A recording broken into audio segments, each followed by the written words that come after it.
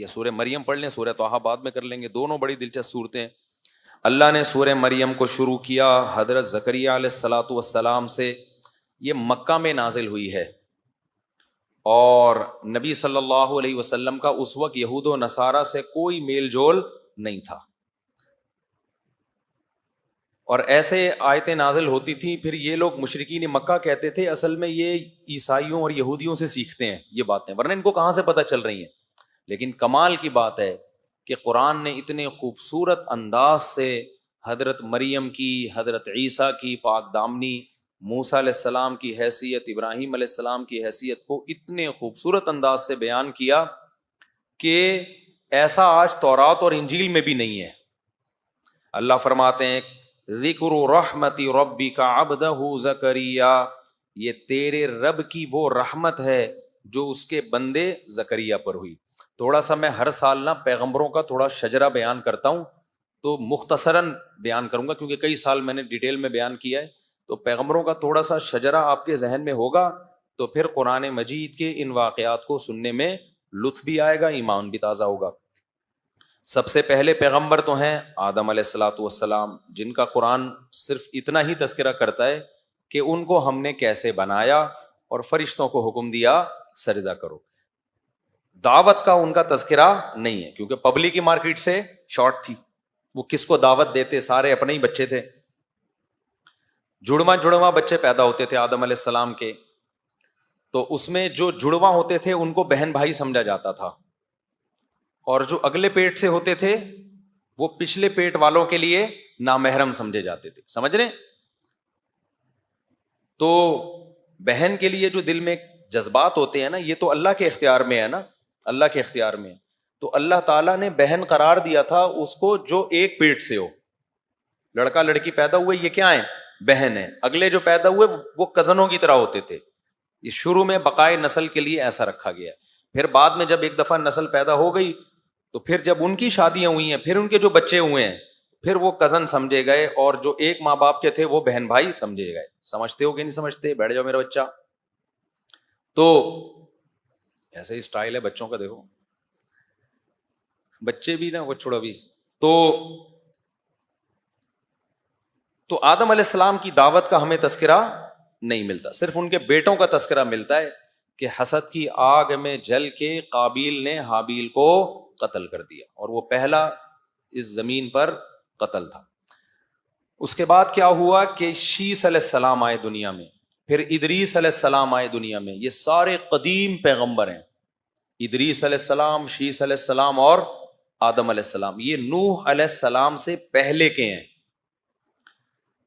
ہوا یہ کہ اس وقت تک زمین میں شرک نہیں تھا, نافرمانی تھی, قتل و غارت بھی, اور بھی جو بھی برائیاں ہوتی ہیں. اور برائیوں پر اللہ نے کہا ہے کہ جہنم میں سزا ملے گی, لیکن سزا کھانے کے بعد ایک نہ ایک دن جہنم سے نکل جاؤ. سب سے پہلا شرک آیا نوح علیہ الصلاۃ والسلام کے دور میں. نوح علیہ السلام کے دور میں شرک کہاں سے آیا؟ جو نیک لوگ تھے نا, کیونکہ آدم علیہ السلام کی تو اولاد توحید پرست تھی, تو جس کو وہ دیکھتے, اب یہ پتہ نہیں ہمیں کہ نوح علیہ السلام اور آدم علیہ السلام میں وقفہ کتنا ہے, 1000 سال ہے, 20,000 سال ہے, 40,000 سال ہے, 1 کروڑ سال ہے, کچھ بھی ہمیں معلوم نہیں ہے. کچھ اندازے ہیں. بعض حضرات کا اندازہ یہ کہ آج سے لے کے اب تک جو ابراہیم علیہ السلام کا دور ہے وہ 10,000 سال تک کا ہے, لیکن یہ بھی تخمینے ہیں, اس بارے میں تحقیق اس کو تو نہیں کہتے نا, ایک اندازے ہوتے ہیں. اندازہ تو پھر اندازے کے طور پہ بیان کیا جا سکتا ہے, ہمیں نہیں پتا, لیکن اتنی بات ہے کہ طویل زمانہ ہے. کیونکہ آدم علیہ السلام کا قد صحیح حدیث سے پتہ چلتا ہے 60 گز تھا. 60 گز سمجھتے ہو؟ 1 گز تقریباً 3 فٹ کا ہوتا ہے. تو اتنا بڑا قد. کل ایک باپ بزرگ آئے مجھ سے پوچھنے لگے کہ آدم علیہ السلام کا قد 60 گز تھا, یہ ثابت ہے حدیث سے؟ میں نے کہا جی. کہہ رہے پھر ان کی بیوی کا قد نارمل تھا یا وہ بھی 60 گز؟ میں نے کہا حضرت کیسی باتیں کر رہے ہیں آپ. میں نے کہا ظاہر ہے ان کی بیگم بھی, اما ہوا جو ہماری ماں تھیں, وہ بھی کتنا قد تھا, وہ بزرگ تھے, بوڑھے آدمی تھے. تو پھر مجھے کہنے لگے ہم نے سنا ہے کہ وہ بہت خوبصورت تھیں, دنیا کی سب سے خوبصورت عورت تھی حضرت ہوا. میں نے کہا یہ رپورٹیں میرے پاس نہیں ہیں. خیر, اور پھر عمریں بھی لمبی. ظاہر ہے جب اتنا اونچا قد ہے تو پھر ہر چیز اس سے مطلب اور ویسے بھی زمین میں کوئی ہے نہیں نا، تو انہوں نے ہی آباد کرنا تھا. ایسا لگتا ہے کہ ان کی عمر بھی بہت لمبی تھی. اچھا یہ ایتھیس لوگ اس پہ بھی اعتراض کرتے ہیں کہ اتنا لمبا قد تھا تو اس زمانے میں ہمیں اتنے بڑے بڑے ڈھانچے ملتے کیوں نہیں؟ بھائی آبادی بہت تھوڑی تھی.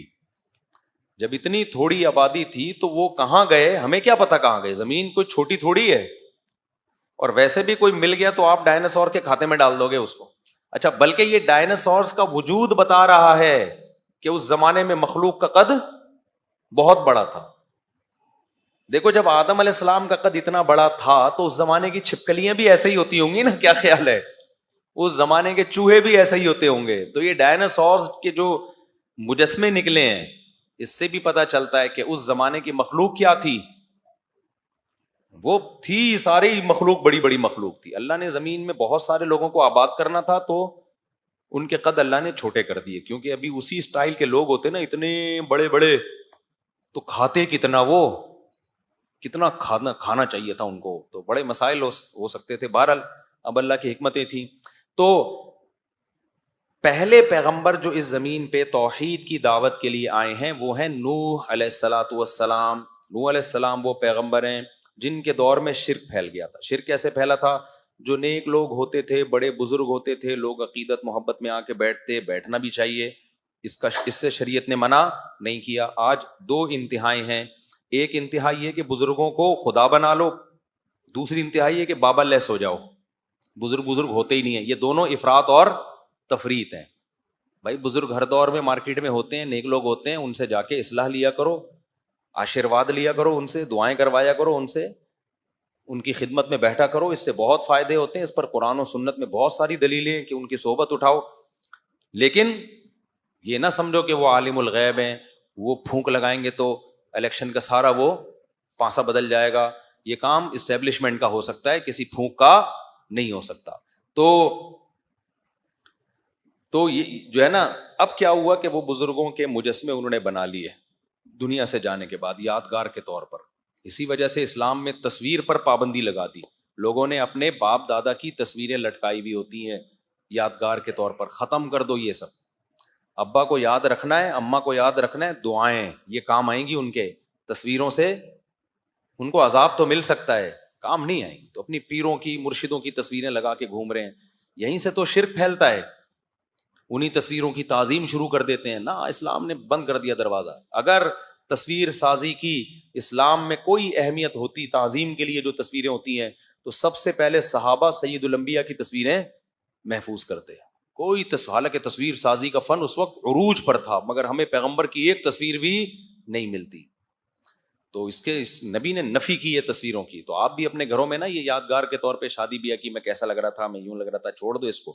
البتہ ڈیجیٹل تصویر کو بہت سے محقق علماء تصویر مانتے ہی نہیں، کیونکہ اس میں قرار نہیں ہوتا، وہ لمبی بحث ہے. خیر، تو نوح علیہ الصلوۃ والسلام کو اللہ نے بھیجا. وہ پہلے پیغمبر تھے جو دنیا میں توحید کی دعوت دینے کے لیے آئے. اس سے پہلے پیغمبر اعمال کی دعوت دینے کے لیے آتے تھے، برائیاں چھوڑ دو، یہ کرو وہ کرو. تو پہلے پیغمبر ہے نوح علیہ السلام جو کس دعوت کے لیے آئے؟ بولو، توحید. اچھا، نوح علیہ السلام کو یہ اعزاز حاصل ہے کہ آدم ثانی کہا جاتا ہے. ہم سب نوح علیہ السلام کی اولاد میں بھی ہیں. جیسے آدم علیہ السلام کی اولاد میں، اسی طرح نوح علیہ السلام کی. وجہ کیا ہے؟ قرآن نے کہا ذریۃ من حملنا مع نوح انہ کان عبدا شکورا وجعلنا ذریتہ هم الباقین. اللہ کہتے ہیں میں نے نوح کی ذریت ہی کو باقی رکھا. حام، سام اور یافث نوح علیہ السلام کے 3 بیٹے تھے. جب پوری دنیا میں طوفان آیا ہے نا، نوح علیہ السلام کی قوم ایمان نہیں لائی. 950 سال دعوت دی نوح علیہ السلام نے، کوئی تھوڑا عرصہ نہیں ہوتا. اللہ کا حلم دیکھو، کہتے ہیں نا اللہ حلیم ہے. حلیم کا معنی بردبار، جلدی عذاب نہیں دیتا، مہلت دیتا ہے. کتنی مہلت دی؟ 950 سال. اور نوح علیہ السلام کہتے ہیں دعوت قومی لیلا و نہارا، دن میں بھی دعوت، رات میں بھی دعوت. بار بار بلاتے رہے اللہ کی طرف آؤ، اللہ کی طرف آؤ، اللہ کی طرف آؤ. لیکن ظاہر ہے جس قوم کا پیٹ بھرا ہوا ہونا اس کو اللہ کے علاوہ سب کچھ سمجھ میں آتا ہے، اس کو اللہ کے علاوہ سب کچھ سمجھنا ہے. جیسے آج کل ہمارے بہت سے عرب لوگ جو ہے نا، معاشی وسائل کی وجہ سے ان کے وہ پیٹ فل ہو چکے ہیں، لہذا اب ان کو مذہب کیا لگ رہا ہے؟ داڑھی والے ان کو اچھے نہیں لگ رہے, مذہب ان کو بالکل بھی پسند نہیں آ رہا. تو اس لیے بعض موقع پہ غربت ہی اللہ کی نعمت ہوتی ہے. ہر ایک کے لیے پیسہ اچھا نہیں ہوتا, تو جس حال میں اللہ رکھے نا اس میں خوش رہا کرو. بعض لوگ کہتے ہیں پیسہ آ جائے, پیسہ آ گیا نا تو اللہ کو ہی نہ بھول جاؤ سب سے پہلے, جیسے کہ بھول رہے ہیں وہ لوگ آہستہ آہستہ. تو اب کیا ہے, تو قوم کے پاس وسائل تھے, نوح علیہ السلام بلاتے رہے اللہ کی طرف آؤ, توحید جس نے پیدا کیا اس کو پکارا کرو, وہ اس کو پکارا کرو, مت پکارو ان پتھروں کے بنی ہوئی مورتیوں کو, خالق وہ ہے, مالک وہ ہے. 950 سال. پتہ ہے مسئلہ کیا ہوتا ہے لوگوں کے ساتھ؟ مسئلہ یہ ہوتا ہے لوگ کہتے ہیں یار ہم تو گناہ کرتے ہیں, کوئی عذاب تو آتا نہیں ہے. اتنے لوگ شراب پی رہے ہیں, نارمل لائف گزار رہے ہیں. اتنے لوگ زنا کر رہے ہیں, نارمل لائف گزار رہے ہیں. اتنے لوگ یہ کر رہے ہیں, وہ کر رہے ہیں, نارمل لائف گزار رہے ہیں. یہ بہت بڑی بھول ہے, یہ بہت بڑا دھوکہ ہے. اللہ بار بار کہتے ہیں میں نے جزا اور سزا کا دن دنیا نہیں رکھا بلکہ آخرت رکھی ہے. اگر میں دنیا میں دینا شروع کر دوں تو سارے انسان کے بچے بن جائیں نا. تو یہی مسٹیک ہوئی ہے نوح علیہ السلام کی قوم سے. نوح علیہ السلام نے کہا عذاب آئے گا, اللہ سے توبہ کرو, استغفار کرو, توبہ کرو. 950 سال تک قوم دیکھتی رہی. 950 سال سے ہم سن ہی رہے ہیں, اب تک تو عذاب آیا نہیں. وہ دلائل میں غور نہیں کر رہے کہ جس اللہ نے تمہیں بنایا ہے, جس نے پیدا کیا, تم خود تھوڑی بنے ہو. الم تروا کیف خلق اللہ 7 سماوات طباقا وجعل القمر فیہن نورا وجعل الشمس سراجا خلقکم اطوارا. کیسے ماں کے پیٹ میں اس نے تمہیں کیسے پیدا کیا, خون سے گوشت, گوشت سے ہڈیاں, ہڈیوں سے آنکھیں, گوشت سے آنکھیں, ناک, دل, یہ سارے اسٹیپ بائی اسٹیپ آٹومیٹیکلی تھوڑی ہو رہے ہیں. لیکن میں نے بتایا جب پیٹ بھرا ہوا ہوتا ہے تو اللہ رسول کے علاوہ سب کی باتیں سمجھ میں آتی ہیں. قوم کا پیٹ بھرا ہوا تھا, ان کو نوح علیہ السلام بالکل بھی سمجھ میں نہیں آ رہے تھے. تو اب کیا ہوا؟ اللہ کہتے ہیں پوری قوم کو میں نے تباہ و برباد کیا. نوح علیہ السلام کا واقعہ تو جہاں آئے گا میں انشاءاللہ وہ تفصیل سے بتاؤں گا. پوری قوم تباہ کر دی اللہ نے. تو نوح علیہ السلام کا ایک بیٹا کنعان, وہ بھی عذاب میں تباہ ہو گیا. 3 بیٹے جو کشتی میں سوار ہوئے, حام, سام اور یافس. ان 3 بیٹوں سے نسل چلی ہے نوح علیہ السلام. اب ہم میں سے کوئی حام کی اولاد میں, کوئی یافس کی اولاد میں, کوئی سام کی اولاد میں. لیکن یہ تینوں سلسلے جا کے کہاں ملتے ہیں؟ اب یہ انڈونیشیا اور ملیشیا والے لگ رہا ہے سب ایک ماں باپ کی اولاد ہیں, ایک جیسی شکلیں بالکل. انڈونیشیا کے کچھ لوگ آئے نا حج کرنے کے لیے, تو ہمارے استاد سے بوڑھے تھے, بزرگ تھے, انہوں نے کہا یار یہ سب کی شکلیں ایک جیسی, لگتا ہے سب ایک ماں باپ کے بچے ہیں یہ. ٹھیک ہے نا. تو ہم لوگوں میں لگتا ہے کہ ایک مختلف قوموں کا اختلاط ہوا ہے, لیکن انڈونیشین کے بارے میں, ملیشین کے بارے میں لگتا ہے کہ ایک ہی ماں باپ, کہیں ابا اماں گئے تھے ملیشیا یا انڈونیشیا, پھر کہیں اور انہوں نے شادی کی نہیں, بالکل ایک جیسے. چائنا والے بھی ایسے ہی ہیں, تبھی چائنا والے دوسری شادی نہیں کرتے. ان کو پتا ہے پہلی بیوی بھی اسی شکل کی ملے گی جس شکل کی دوسری بھی اسی شکل کی ملے گی جس شکل کی پہلی ہے. چائنا میں اسی وجہ سے رواج نہیں ہے. ہمارے یہاں اپنی ڈفرینٹ چہرے ہیں. تو چائنا میں کیا ہے, ایک ماں باپ کی اولاد ہے. خیر, تو اللہ میاں نے اب نوح علیہ السلام جو جب دوبارہ آباد ہوئے, یعنی نوح علیہ السلام کی کشتی جودی پہاڑ پہ ٹھہری, پھر اللہ نے خوب آپ کی اولاد میں برکت دی, خوب اولادیں ہوئی آپ. اور پھر یہ سلسلہ چلتے چلتے چلتے چلتے یہ جو سلسلہ چلا ہے بالآخر ابراہیم علیہ السلام تک آیا ہے. تو حضرت ابراہیم علیہ الصلاۃ والسلام جو تھے, یہ پھر ان کی قوم میں شرک آیا. ابراہیم علیہ السلام نے دعوت دی, اور ابراہیم علیہ الصلاۃ والسلام نے کو اللہ نے اتنی آزمائشوں میں ڈالا, اتنی آزمائشوں میں کہ اللہ کہتے ہیں کہ ہر آزمائش میں ابراہیم علیہ السلام پورا اترے. ابراہیم علیہ السلام کی جو تاریخ ہے نا, وہ ہم سے وہ یقینی ہے. یعنی یقینی کا مطلب تقریباً یقینی, وہ تقریباً 4000 سال پرانی تاریخ ہے. 4 یا بلکہ 3600 آپ کہہ لیں, کیونکہ نبی صلی اللہ علیہ وسلم اور ابراہیم علیہ السلام کا زمانہ تقریباً 2000 سال کا ہے.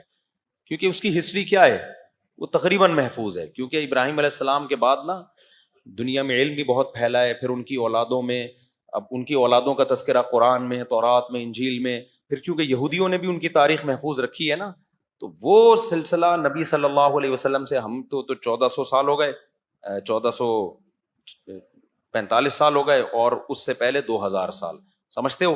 تو ابراہیم علیہ الصلاۃ والسلام کے بھانجے ہیں حضرت لوط علیہ الصلاۃ والسلام، جو گئے تھے قوم لوط، جن جن لڑکوں سے بدفعلی کرتی تھی وہ قوم، لوط علیہ السلام نے جا کے ان کو سمجھایا اور وہ قوم نہیں مانی، تو اللہ نے پوری قوم کو پٹخ کے ہلاک کر دیا۔ تو لوط علیہ الصلاۃ والسلام تھے، پھر ابراہیم علیہ السلام کو اللہ نے بہت بڑی آزمائشوں میں ڈالا، تو ابراہیم علیہ السلام جب تمام آزمائشوں میں پورے اترے تو اللہ نے ابراہیم علیہ السلام کو جو خوشخبریاں دی ان میں ایک یہ کہ اب جتنے بھی پیغمبر آئیں گے وہ آپ کی اولاد میں ہوں گے، نبوت کو جاری کرے گا۔ اس لیے ابراہیم علیہ السلام کے 2 بیٹے، ایک اسماعیل علیہ السلام اور ایک اسحاق علیہ السلام۔ اسماعیل علیہ السلام حضرت ہاجرہ کی اولاد میں تھے، اور اسحاق علیہ السلام آپ کی پہلی زوجہ حضرت سارہ ان کی اولاد میں تھے۔ اچھا، یہ جو دوسری شادی حضرت سارہ نے ہی کروائی تھی حضرت ابراہیم علیہ السلام کی، لیکن پھر بڑی ٹینشن میں آئی تھی، وہ جب کروا تو دی لیکن تو کافی ٹینشن میں آئی تھی۔ تو اس سے پتہ چلتا ہے کہ یہ نیچرل ہے عورت کا سوکن کی وجہ سے ٹینشن لینا۔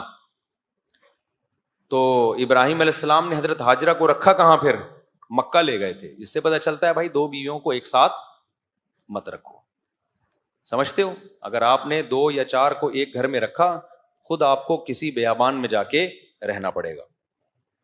ابراہیم علیہ السلام نے اللہ کا حکم بھی تھا اس میں، بھائی وہاں لے جاؤ ان کو۔ تو اسماعیل علیہ السلام وہاں پیدا ہوئے، اسماعیل علیہ السلام تو تھے وہاں، وہ جو پھر جو واقعہ ہوا جو ہم دوڑ لگاتے ہیں صفا مروہ پہ، اور ادھر اسحاق علیہ السلام حضرت ابراہیم علیہ السلام کے بیٹے، اسحاق علیہ السلام بھی پیغمبر۔ اللہ نے آپ کو خوشخبری دی کہ اسحاق کے بیٹے یعقوب ہوں گے، آپ کے پوتے، وہ بھی کیا ہوں گے؟ پیغمبر ہوں گے۔ تو اسحاق علیہ السلام کے بیٹے یعقوب بھی پیغمبر۔ یہ سارے ارض شام میں گزرے ہیں پیغمبر، جن کا قبلہ بیت المقدس تھا، سمجھتے ہو نا، جس پہ آج یہودی تسلط کی کوشش کر رہے ہیں۔ پھر اسحاق جو یعقوب علیہ السلام جو ابراہیم علیہ السلام کے پوتے تھے نا، ان کے پھر آگے بیٹے ہوئے یوسف علیہ السلام۔ انہوں نے بھی 2 شادیاں کی تھی یعقوب علیہ السلام نے، کی تو زیادہ تھیں لیکن جب سورہ یوسف میں 2 کا تذکرہ ملتا ہے، باقی کی انہوں نے اور بھی زیادہ ہیں، تاریخی کتابوں میں ملتا ہے۔ خواتین سے معذرت، اب کر رہے ہیں تو میں کیا کروں بھائی، یہ تو پیغمبروں کی سنت ہے نا۔ اور پتہ ہے یعقوب علیہ السلام نے تیسری شادی اس وقت کی ہے جب یوسف علیہ السلام گم ہو چکے تھے، اس لیے امام احمد بن حنبل کی طرف یہ قول منسوب ہے کہ اتنے غم میں بھی یعقوب علیہ السلام نے نکاح نہیں چھوڑا، اتنے غم میں بھی۔ تو یہ جو کام ہے نا شادی کرنا، اصل تو یہ کہ کرنا ہی ہے، یہ چاہے ٹینشن میں ہو، خوشیوں میں ہو، پیسہ ہے، غربت ہے، نہ کرنا کسی مجبوری سے ہوگا۔ تبھی قرآن نے کہا کہ اگر تم 2 3 کرو، اگر خوف ہو کے عدل نہیں کر سکتے پھر 1 کرو۔ تو اصل اسلام میں کیا ہے؟ خوش بہت ہوتے ہیں، ہمت ہے نہیں آپ لوگوں میں، ابھی سب دیکھو کیسے چہرے پہ خوشی آئی ہوئی ہے، کرنا کرانا کچھ بھی نہیں ہے۔ خیر، تو اب کیا ہوا؟ ادھر یعقوب علیہ السلام کے بیٹے یوسف علیہ السلام۔ اب یوسف علیہ الصلاۃ والسلام چونکہ گم گئے تھے تو مصر میں چلے گئے فروخت ہو کے، تو مصر میں پھر یوسف علیہ السلام کی حکومت قائم ہوئی، اور پھر یعقوب علیہ السلام بھی کہاں چلے گئے؟ جب آپ کے بیٹے مصر کے بادشاہ بنے ہیں کہ یعقوب علیہ السلام بھی کہاں چلے گئے؟ مصر۔ جب وہاں گئے ہیں تو بنی اسرائیل شام سے نکل کے، فلسطین سے نکل کے کہاں چلے گئے؟ مصر جا کے آباد ہو گئے۔ اب یہ جو مصر تھا نا، یہ بنی اسرائیل کا اپنا وطن نہیں تھا، یہاں یہ لوگ تھے اجنبی، لیکن حکومت ان کے پاس آ گئی کیونکہ انہوں نے، یوسف علیہ السلام نے قحط کے دنوں میں مصر کی جو غیر مسلم اسٹیٹ تھی اس کو تباہ و برباد ہونے سے بچایا۔ پہلے وزیر خزانہ لگے اس میں یوسف علیہ السلام، اور جب مصر کی حکومت پہ انہوں نے اتنی مدد کی تو پھر بادشاہ بھی وہی بن گئے۔ تو یوسف علیہ السلام کے دور تک تو معاملہ سیٹ چلتا رہا، لیکن جب آگے یوسف علیہ السلام کی اولادیں ہوئیں، یعقوب علیہ السلام کی اولادیں، یعقوب علیہ السلام کا لقب تھا اسرائیل، اسی وجہ سے یعقوب علیہ السلام کی آگے اولادوں کو کیا کہا جاتا ہے؟ بنی اسرائیل۔ تو بنی اسرائیل تھے مینورٹی میں، آہستہ آہستہ، آپ کو پتا ہے قوم پرستی دنیا میں ہر جگہ ہوتی ہے، تو جو مصر کے لوگ تھے وہ یہ نہیں دیکھتے تھے کہ ہمیں تباہی سے بچانے والے یہ لوگ ہیں، بلکہ وہ دیکھتے تھے یہ اقلیت میں ہیں، مسلم ہیں. اور آپ کو پتا ہے اسلام میں ایک بے پناہ اٹریکشن ہے، جس میں اٹریکشن ہوتی ہے جیلیسی اسی سے ہوتی ہے کہ نہیں ہوتی؟ کیا ہو گیا بھائی؟ اٹریکشن جہاں ہوگی حسد بھی. تبھی دنیا میں جتنے لوگ ہیں نا وہ مسلمانوں سے اور اسلام سے جتنا جلتے ہیں کسی اور مذہب سے اتنا نہیں. ہندوستان میں دیکھ لو جتنا ظلم مسلمانوں پہ ہو رہا ہے کسی اور مذہب میں اقلیت والوں پہ نہیں ہو رہا. کیوں؟ ان کو پتا ہے ان کے پاس ایک سسٹم ہے، نماز ہے، روزہ ہے، زکوٰۃ ہے، حج ہے، فیملی سسٹم کا ایک طریقہ ہے، وراثت کے پورا ایک سسٹم ہے. ڈاکٹر ذاکر نائک کو 1 سال کے لیے انڈیا میں آزاد چھوڑ دو آپ، یا ان جیسے کسی آدمی کو جو اس طرح اوپنلی تبلیغ کرے، آدھا انڈیا مسلمان ہو جائے گا، کیونکہ کسی کے پاس دلائل کی دنیا میں جواب نہیں ہے. تبھی تو یہ لوگ باتیں کرتے ہیں، آزادی دیتے نہیں ہیں کسی کو. تو وہی کام جو آج انڈیا میں مسلمانوں کے ساتھ ہو رہا ہے نا، وہی کام مصر میں بنی اسرائیل کے ساتھ شروع ہو گیا. حکمران آتے رہے، انہوں نے کہا بھائی یہ کب سے حکومت کے حقدار ہو گئے، مصر تو ہمارا ہے، یہ تو موصلے ہیں موصلے. لہذا آہستہ وہ تھے منورٹی میں، ان کو حکومت سے بھی نکالا، حکومت سے نکالنے کے بعد ان پہ ظلم کیا، بادشاہ مسلط ہوتے رہے. ہر مصر کے ہر بادشاہ کو فرعون کہا جاتا تھا، لقب تھا یہ. تو فرعون، مختلف قسم کے فرعون آتے رہے اور اقلیت میں ہونے کی وجہ سے ان پہ ظلم کرتے رہے، لیکن ان کو ایک کھٹکا لگا رہتا تھا کہ یار یہ ہیں حق پرست. جو حق پر ہوتا ہے نا اس میں ایک خاص طاقت ہوتی ہے جو اسے موٹیویٹ کرتی ہے. تو ظلم کرتے کرتے ان کو غلام بنا لیا. کافی طویل عرصہ بنی اسرائیل نے غلامی کی زندگی گزاری. اللہ تعالیٰ کو ترس آیا بنی اسرائیل پر، اور اللہ نے حضرت موسیٰ علیہ السلام کو بنی اسرائیل کی قیادت کے لیے پیدا کیا، اور کمال کر دیا کہ فرعون ہی کے گھر میں فرعون کے دشمن کو اللہ نے بڑا کر کے دنیا کو دکھا دیا کہ دنیا میں ہر ایک سے لڑا جا سکتا ہے، اللہ کی تدبیروں سے نہیں لڑا جا سکتا. وہیں پال کے دکھایا اللہ نے کہ جس سے تو ڈرتا ہے نا وہ تیرے ہی محل میں پلے گا.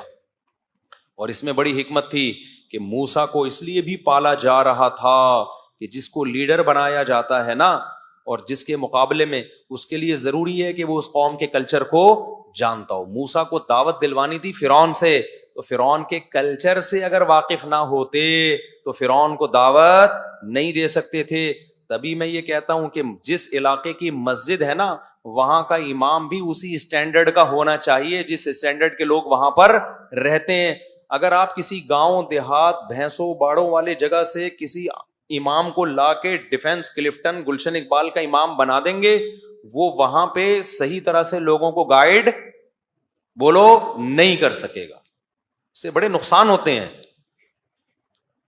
تو اس کو کچھ نہ کچھ ان کی مینٹل لیول میچ کرنا چاہیے، وہ ان کے لب و لہجے سے واقف ہو. تو موسیٰ سے دعوت دلوانی تھی کس کو؟ فرعون کو. تو اس لیے پلایا کس محل میں؟ فرعون ہی کے محل میں. وہ جا کے آنکھوں میں آنکھیں ڈال کے بات کر سکتے ہیں ان سے. تو اللہ تعالیٰ کیا فرماتے ہیں؟ ہاں اب کیا ہوا؟ موسیٰ علیہ الصلوۃ والسلام کے ذریعے پھر فرعون کی حکومت کا خاتمہ ہوا. سورہ طٰہٰ میں آج اس پر پورا بیان تھا، وہ ہم کسی اور وقت انشاءاللہ کریں گے. آج سورہ مریم کو ہم تھوڑا سا جلدی سے کرتے ہیں. تو فرعون کی حکومت کا موسیٰ علیہ السلام کے ذریعے خاتمہ ہو گیا، اور پھر پورا وہ حکومت دوبارہ کس کی آ گئی؟ بنی اسرائیل کی.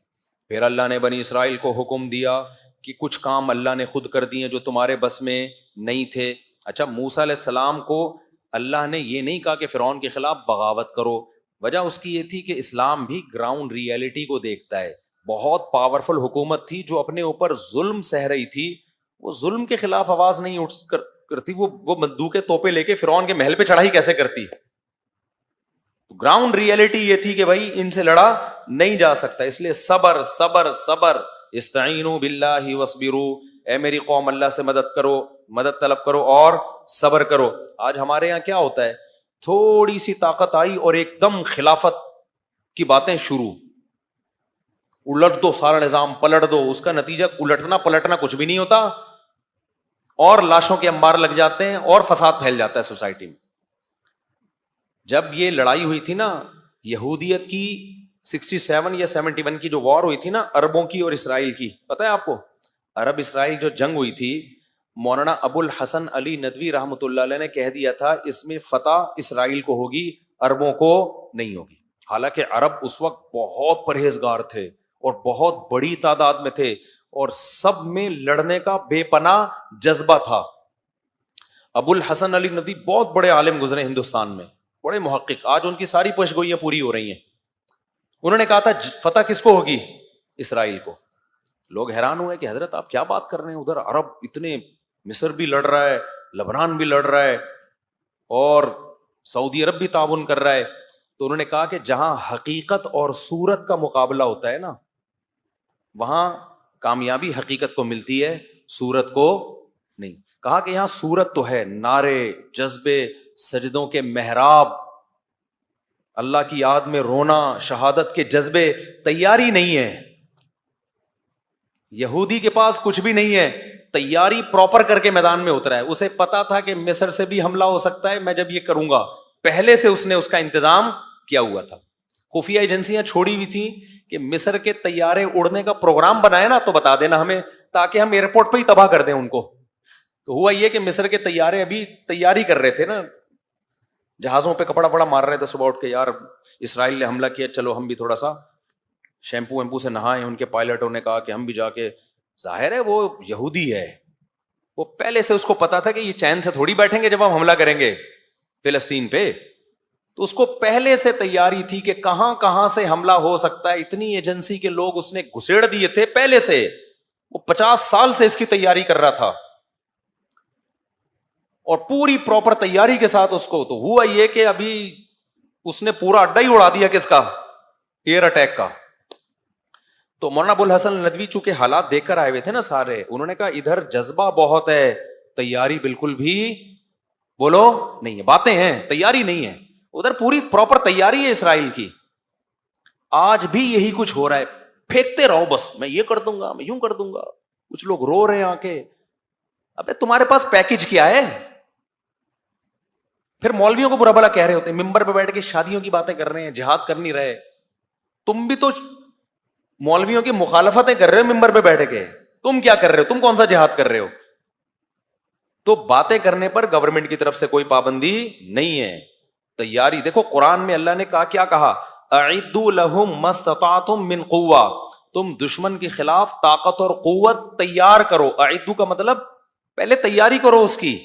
قرآن نے یہ نہیں کہا کہ دشمن کے خلاف راتوں کو اٹھ کے رونا شروع کر دو ابھی سے, اور شہادت کے لیے جیکٹیں یعنی چلو وہ بھی کسی حد تک تیاری میں آتی ہے جو جیکٹیں تیار ہوتی ہیں, لیکن شہادت کے لیے تقریریں شروع کر دو, جذبہ بڑھاؤ.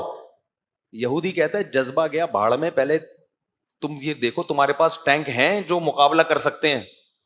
پھر بین الاقوامی طاقتوں کو اپنے ساتھ ملانے کے لیے اس نے کیسی کیسی چالیں چلی ہیں. آج ہم سمجھتے ہیں کہ امریکہ اسرائیل کو سپورٹ کر رہا ہے, امریکہ یقیناً اسرائیل کو سپورٹ کر رہا ہے, لیکن آپ کو پتا ہے امریکہ نے اسرائیل نے امریکہ کو دبوچا ہوئے یوں کر کے کہ تیرا باپ بھی مجھے سپورٹ کرے گا. وہ کمبل والا واقعہ سنا کے بس تفسیر کی طرف آتا ہوں. ایک آدمی نے دریا میں دیکھا کمبل بہہ رہا ہے, کسی نے کہا بھائی اس کو لالچی تھا, اس کو کمبل چاہیے تھا ہر قیمت پہ. لوگوں نے کہا چھوڑ دے, دریا میں جائے گا, اتنا تیز دریا. اس نے کہا فری پھوکٹ کا کمبل کون چھوڑتا ہے بھائی, تیرتا وہ اندر گیا, وہ کمبل نہیں وہ ریچھ تھا, کیونکہ اوپر سے تو منہ تو نظر نہیں آ رہا تھا. اب جا کے کمبل نے پکڑ لیا اس کو نا, ریچھ نے پکڑ لیا. اب یہ چھڑوانے کی کوشش کر رہا ہے, چھوٹ نہیں رہا. تو اس کے دوست نے کہا بھائی کمبل کو چھوڑ دے, اگر نہیں تیرے کنٹرول میں آ رہا. کہہ رہا ہے میں تو چھوڑوں, کمبل نہیں چھوڑ رہا مجھے.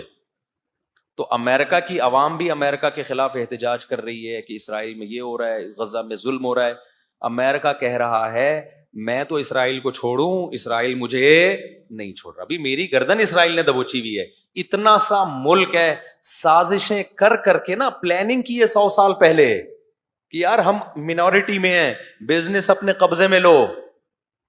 جتنی ملٹی نیشنل بڑی بڑی کمپنیاں ہیں ساری کس کی ہیں؟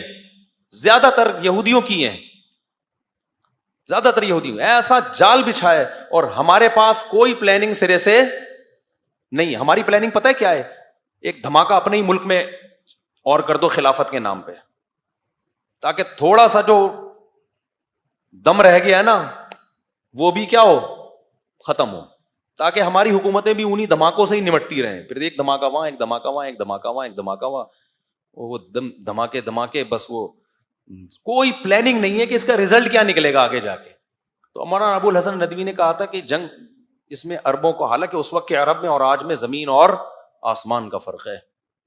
سمجھتے ہو, افغانستان میں جب رشیا آیا ہے نا تو پوری دنیا نے مل کے مدد کی ہے افغانستان کی, پوری دنیا نے قربانی بے پناہ دی افغانوں نے. تو بہت زبردست ایک طریقے سے کام ہوا ہے, اس کے بعد جا کے روس کے پاؤں کھڑ کے ختم کیے. آج کیا ہو رہا ہے غزہ میں, کون مدد کر رہا ہے ان کی؟ یہاں سے ہم آٹے بھر بھر کے بھیج رہے ہیں, پراٹھے بنا کے کھاؤ, وہ کیا کرے گا بےچارے. تو نہ ہونے سے یہ بھی غنیمت ہے, نہ ہونے سے یہ بھی ہے, یہ نہیں کہ آپ مدد کرنا چھوڑ دیں.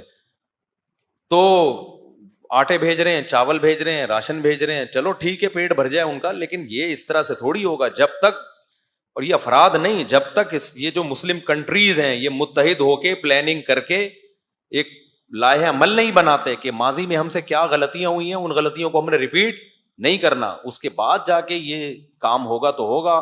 ورنہ بھائی یہ جو جس طرح سے ابھی چل رہا ہے نا, اللہ مدد کر دے تو دیکھو, وہ تو پھر اللہ سے تو کوئی لڑ نہیں سکتا, وہ تو 313 کو 1000 پہ فتح عطا فرما سکتا ہے. اور ہمیں امید ہے انشاءاللہ, کیونکہ ان کی قربانیاں رنگ لائیں گی انشاءاللہ.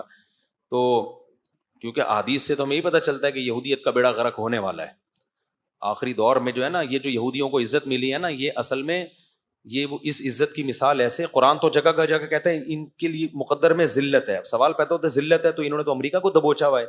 تو دیکھو ذلت کے لیے نا پہلے عزت ضروری ہوتی ہے. ہمیشہ عزت دار آدمی کو ذلیل کیا جاتا ہے, ذلیل پہلے سے مزید ذلیل نہیں ہوتا. تو اللہ یہودیوں کو بہت ساری قومیں مسلط ہوئی ہیں, ذلیل کرتی رہی ہیں. اس دفعہ اللہ کیا کر رہے ہیں کہ ایک دفعہ آخری تم عزت حاصل کر لو, اس کے بعد طبیعت سے تم کیا ہوگے, ذلیل. وہ ایک آدمی ایک محلے میں گیا نا, آ کے کہنے لگا شکر ہے میری عزت نہیں ہے اس محلے میں. لوگوں نے کہا کیوں؟ کہہ رہے میں یار ذلیل ہو جاتا اگر میری عزت ہوتی. عزت ہے ہی نہیں تو ذلیل بھی نہیں ہوا. تو لیکن ہمارے کوئی پروگرام نہیں ہے جو اسرائیل نے تیاری کی ہے, ہم اسباب کی دنیا سے غافل ہیں. تو ایسے تھوڑی ہوتا ہے. اللہ نے قرآن میں کیا کہا ہے کہ ان اللہ لا یغیر ما بقوم حتی یغیروا ما بانفسہم. اللہ نے کسی قوم کی حالت اس وقت تک چینج نہیں کی ہے جب تک وہ خود اپنے آپ کو چینج نہیں کرتے. تو ہم چینج ہی نہیں کرتے اپنے آپ کو, اور من حیث القوم چینج نہیں کرتے ہیں, باتیں پھینکتے رہیں گے. اسکالرز بھی آ کے نا اور تخریب کاری کر رہے ہیں خلافت اور جہاد کے نام پہ. وہ بھی کچھ نہیں کر رہے ہوتے. ہر تھوڑی دیر میں فیس بک پہ کلپ آ رہا ہے, یہ مولوی کچھ نہیں کر رہے, یہ مولوی یوں نہیں کر رہے, یہ مولوی. تو کیا کر رہا ہے یار, تو بتانا بھائی, تم بھی تو بتاؤ کیا کر رہے ہو. تم بھی تو پھینک رہے ہو نا بیٹھے باتیں بیٹھ کے, کوئی پیکج دو. اس کی میں ایک مثال دیتا ہوں بس, یہ پھر آگے چلتا ہوں. ایک صاحب میرے پاس آئے, مجھے کہنے لگے میں نوجوانوں میں اتنا کام کرنا چاہ رہا ہوں, یہ کام بڑا زبردست. انہوں نے مجھے لگا کہ بس 5 سال میں پاکستان میں خلافت راشدہ کا دور قائم ہونے والا ہے. مجھے کہنے لگے کہ اب آپ نا ایک میرے چینل پہ ایک ریکارڈنگ کروا دیں کہ یہ بندہ اتنا کام کرنا چاہ رہے, اس کے ساتھ تعاون کریں, چندہ بندہ دیں, اس کا بڑا ویژن ہے. ابے میں نے کہا کچھ کام تو کر کے دکھا میرے بھائی, میں تیرے لیے چندے کا اعلان کروں, کروڑوں روپے لے کے تو مارکیٹ سے شارٹ. کچھ کام کر کے دکھاؤ, میں دیکھوں گا کہ 4 سال میں کیا آؤٹ پٹ آیا ہے, 5 سال میں کیا آؤٹ پٹ آیا, اس کا کیا رزلٹ نکلا. پروگرام شروع میں ہی وڑ تو نہیں گیا کہیں تمہارا, جو تھوڑا بہت پروگرام چل رہا ہے ایسا نہ وہ بھی بڑھ جائے. 15 سال یا 10 سال پہلے وہ بندہ آیا تھا, 10 سال ہو گئے, کخ ایک کیل بھی نہیں ٹھوکی ہوگی کہیں جا کے نظام تبدیل کرنے کے لیے. تو آپ کچھ کرو نا, اگر کوئی پازیٹو کام کرتے ہو تو وہ کیا ہے, شاعر نے کہا ہے نا کہ لوگ شامل ہوتے رہیں گے, کارواں بنتا رہے گا. کام کرو آپ, خود پبلک دیکھے گی. تبلیغی جماعت 2 آدمیوں نے شروع کی تھی, اور آج پوری دنیا میں ہے یا نہیں ہے. کوئی پبلسٹی کی, کوئی پمفلٹ لگایا انہوں نے, لوگوں نے دیکھا یار کام ہو رہا ہے, شامل ہوتے چلے گئے. اب اتنے بڑے بڑے اجتماع ہو رہے ہیں کہ ان کے لیے کنٹرول کرنا ممکن نہیں ہے. تو اس لیے یہ جو سوشل میڈیا کی دنیا سے اپنے آپ کو نکالو. خیر, تو بھائی کیا ہوا, موسیٰ علیہ السلام کے ذریعے اللہ نے فرعون کی حکومت کا خود ہی خاتمہ کر دیا. خاتمہ اللہ نہیں کیا کیونکہ کمزور تھے موسیٰ علیہ السلام, لڑ نہیں سکتے تھے. جب خاتمہ ہوا ہے تو پھر اب اللہ میاں نے کہا کہ کچھ کام میں نے کیے ہیں، اب کچھ کام تم کو بھی کرنے پڑے. اب تمہارے پاس ایک حکومت آ گئی ہے، اب جو تمہارا شہر ہے نا بیت المقدس، اب تم وہاں پہ اٹیک کرو، حملہ کرو، جہاد کرو. اب ایسا ہی نہیں ہوگا کہ ہر جگہ کے لیے الگ الگ موسیٰ آئیں گے. سمجھ میں آ رہی ہے بات کی نہیں آ رہی؟ فلسطین میں ایک الگ موسیٰ بھیجوں گا میں جو بیت المقدس پہ قبضہ کرے گا. بھائی یہاں تو تم غلام تھے، تمہاری طاقت نہیں تھی، اب تو تمہیں ایک پاور مل گئی ہے نا، ایک اسٹیٹ مل گئی ہے، ریاست مل گئی ہے، اب کیا کرو؟ چلو جی. لیکن وہ اتنا عرصہ غلامی میں رہ کے ڈھیٹ ہلے ہی نہیں، اور موسیٰ علیہ السلام سے کہنے لگے اذهب انت وربك فقاتلا انا هاهنا قاعدون. اے موسیٰ بہت طاقتور لوگ ہیں، اتنے لمبے لمبے قد ہیں. اپنی انٹیلیجنس بھیجی تھی انہوں نے، جا کے دیکھ کے آؤ، تھوڑے چھوٹے سائز کے ہوئے تو لڑ لیں گے، تھوڑا 6 فٹ سے اوپر کے ہوئے تو نہیں لڑیں گے. تو انہوں نے جا کے چٹا لے کے گئے وہ لوگ نا، بندے ناپ ناپ کے آئے. انہوں نے بولا بھائی بہت قومن جبارین، بڑے طاقتور لوگ ہیں، ہم ان سے نہیں لڑ سکتے. موسیٰ علیہ السلام کی قوم میں 2 لوگ تھے نیک لوگ. اللہ کہتے ہیں قال رجلان من الذین یخافون انعم اللہ علیہما. ہمارے حضرت اس آیت کو پڑھتے تھے اور کہتے تھے کیسے خوش قسمت لوگ تھے وہ. بنی اسرائیل میں کچھ نیک لوگوں میں 2 نے کہا جن پر اللہ کا انعام تھا. قرآن کہہ رہا ہے یخافون، اللہ سے ڈرتے تھے. انہوں نے کہا اے میری قوم، جب اللہ کہہ رہا ہے لڑو، اس کا مطلب وہ مدد کرے گا. ایک ہوتا ہے نا آپ اپنی رائے سے لڑ رہے ہو تو اس میں رائے غلط بھی ہو سکتی ہے، صحیح بھی، لیکن جب اللہ کا حکم آ گیا اب تو غلط ہونے کا امکان ہے ہی نہیں. تو انہوں نے کہا لڑو، تم دیکھنا ہمت ذرا سی کرو گے، تم اس شہر میں داخل ہوگے، اللہ تمہیں فتح دے دے گا. تو اللہ نے ان کو کیا کہا؟ یہ وہ 2 لوگ تھے جن پر اللہ کا انعام ہوا. کتنے خوش قسمت لوگ کہ ان 2 کا تذکرہ قرآن نے الگ سے کیا ہے. لیکن وہ قوم نے کہا اے موسیٰ اذهب انت وربک، آپ جائیں اور آپ کا رب جاؤ. جس رب نے فرعون کو ہلاک کر دیا وہی رب اس قوم کو بھی ہلاک کرے گا. انا ہاہنا قاعدون، ہم یہیں بیٹھے ہوئے ہیں، ہم دیکھ رہے ہیں کہ پوزیشن کیا ہوتی ہے، اگر فتح ہو گئی تو ہم آ جائیں گے، نہیں ہوئی تو ہم یہیں ٹھیک ہے. پھر کس قدر غصہ آیا ہوگا موسیٰ علیہ السلام کو. آپ سوچو یار کہ تم نے فرعون کا غرق ہونا دیکھ لیا. تو اس سے پتہ چلتا ہے بھائی چند افراد سے قوموں کی تقدیر کے فیصلے نہیں ہوتے. چند افراد تو وہاں بھی نیک تھے، قوم کو دیکھا جائے گا تو 4 آدمیوں کے ٹھیک ہونے سے قوم ٹھیک نہیں ہوتی. تو موسیٰ علیہ السلام نے جب یہ سنا نا، موسیٰ علیہ السلام نے کہا اللہ میں تھک گیا ہوں، اب تو کیا کر، میں اپنے اور اپنے بھائی کا مالک ہوں، ان پہ میں زبردستی نہیں کر سکتا، لہذا میری اس قوم سے جان چھڑا دے. بس تو اس قوم سے کیا کر دے، جان چھڑا دے، مجھے اس کا لیڈر بننا ہی نہیں ہے. یہ غلط قوم جو ہے اس کا لیڈر مجھے بنا دیا گیا.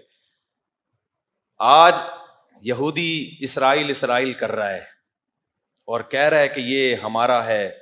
تم نے موسیٰ کو ستایا کتنا ہے. میں پہلے یہ تھوڑا مکمل کر لوں نا، پھر بتاؤں گا کہ آج یہ کیوں یہودی اتنا اچھل رہے ہیں. تو پھر کیا ہوا، 40 سال تک وہ اسی میدان میں بھٹکتے رہے ہیں. وہیں موسیٰ علیہ السلام کا انتقال ہوا، ہارون علیہ السلام کا انتقال ہوا، پھر انہی کے خادموں میں سے یا انہی کی اولادوں میں سے اللہ نے کسی کو نبوت دی. 40 سال کے بعد جا کے پھر ان پر وحی ہوئی کہ اب آپ جہاد کرو. تو پھر ان لوگوں نے جہاد کیا اور پھر اس جہاد کی برکت سے اللہ نے فتح عطا فرمائی. اور اسی میں قرآن کہتا ہے کہ ایک کمانڈر تھے، مجاہد تھے، کمانڈر بھی نہیں تھے، جن کا نام تھا داؤد. کیا نام تھا؟ وہ ایک عام سپاہی تھے لیکن عبادت گزار تھے، جو پھر بعد میں داؤد علیہ السلام بنے. تو داؤد تھے، انہوں نے بہت بہادری سے وہ لڑے. امیر کا نام تھا طالوت، اور مقابلہ جس قوم سے تھا اس کے کمانڈر کا نام تھا جالوت. تو بنی اسرائیل کے کمانڈر تھے طالوت. اچھا اس میں بھی دیکھو، نبی نے جب کہا نا لڑو، تو انہوں نے کہا کہ ہمارا کوئی امیر نہیں ہے. تو نبی نے اللہ کے حکم سے طالوت نامی بنی اسرائیل کے کسی بزرگ کو، کمانڈر کو امیر بنا دیا. کس کو امیر بنا دیا؟ یہ سبق یاد کر لینا تھوڑا سا. طالوت. اچھا طالوت میں ایک عیب سمجھا جاتا تھا، غریب تھے. بنی اسرائیل نے کہا یہ تو غریب آدمی ہے، ہم غریب آدمی کو اپنا امیر نہیں بنا سکتے. یہ پوائنٹ ٹو بی نوٹڈ ہے، اس کو سمجھو، جو آج دینداروں میں بڑی خرابی آ گئی ہے. نبی نے کہا کہ دیکھو اللہ نے ان کو 2 چیزوں میں تم پہ فضیلت دی ہے، زادہ بسطۃ فی العلم والجسم. فوج کا کمانڈر بننے کے لیے دو چیزیں ضروری ہیں. ایک لڑنے کی نالج, لڑائی کا تجربہ. یہاں علم سے مراد کیا ہے؟ نالج ہے اس کے, کیسے لڑا جاتا ہے, دشمن کی سازشوں کو کیسے سمجھا جاتا ہے. دوسری بات, اس کی صحت اچھی ہو. ٹی بی کے مریض کو کمانڈر بولو نہیں بنایا جا سکتا, چاہے کتنا ہی نیک ہو. یہ نہیں کہا کہ یہ تم میں سب سے بڑے چونکہ بزرگ ہیں, ان کی تہجد کی رکعتیں سب سے بولو نا زیادہ ہیں, اور روزے پابندی سے رکھتے ہیں. یہ بھائی ہو سکتا ہے بہت سارے بزرگ بنی اسرائیل میں ان سے بھی اچھے ہوں. کہا بھائی لڑائی کے لیے جو چیز چاہیے نا, ایک نالج ہونی چاہیے, تجربہ ہونا چاہیے, تجربے سے بھی نالج آتی ہے نا. دوسرا جسمانی صحت خاندانی ہونی چاہیے.